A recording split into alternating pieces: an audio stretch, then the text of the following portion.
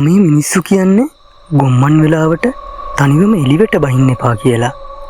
විශේෂයෙන්ම තරුණ ගෑනු ළමයින්ට. ඒ වෙලාව හරිම අසුබයි.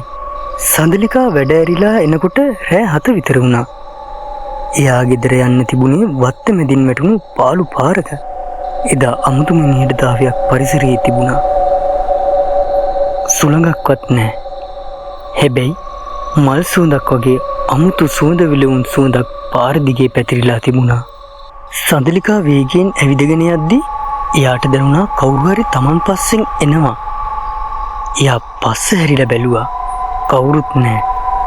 හැබැයි ඈතින් කළු පාට හිවණැල්ලක් වගේ රූපයක් ගස් අස්සෙන් මැකී යනවා එයා දැක්කා. එයාගේ ඇඟ සීතල වෙලා ගියා. එකපාරටම පාරායනේ තිබුණු ලොකු නුග ගහක් යට හරිම ලස්සන කළු පාට ඇඳුම් ඇඳගත්ත තරුණයෙක් ඉන්නවා එයා දැක්කා. ඒ තරුණයා සඳලිකා දිහා බලාගෙන හිටියේ හරිම අමුතු විදිහට. එයාගේ ඇස්වල අමුතුම දීප්තියක් තිබුණා. සඳලිකා බයට මෙතනින් දුවන්න ගත්තා.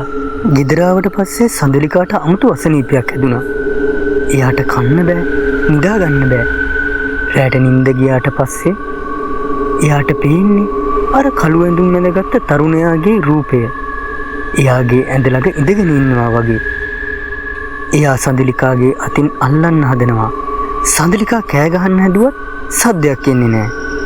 සඳලිකාගේ අත්වල සහ කකුල්වල තැන් තැන්වල නිල් වෙලා නියපොතු පාරවල් වගේ ලකුණු මතුවෙන්න ගත්තා.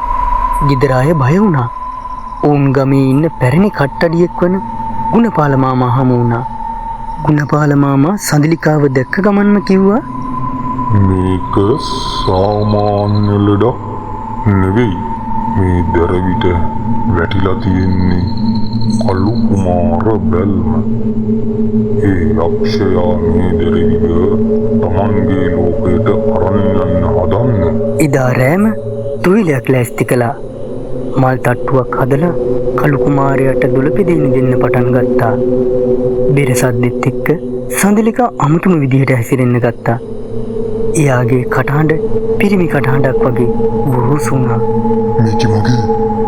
මම මේකේ වරන් යනවා. සඳලිකාගේ කටින් කළු කුමාරයා කෑ ගැසුවා.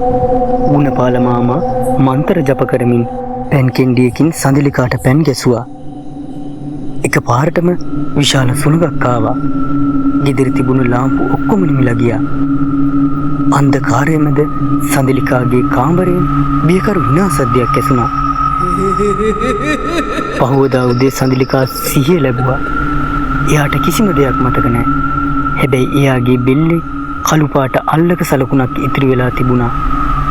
ගුණපාල මාමා කිව්වා, දිෂ්ටි කැපුවා. හැබැයි ප්‍රවේශම් කළු කුමාරයා එකපාරක් බැල්ම දාපු කෙනෙකුට ආයෙත් දෙන්න බලනවා. සඳලිකා එදායින් පස්සේ කවදාවත් ගොම්මන් වෙලාවට තනිවම එළියට බැස්සේ නැහැ.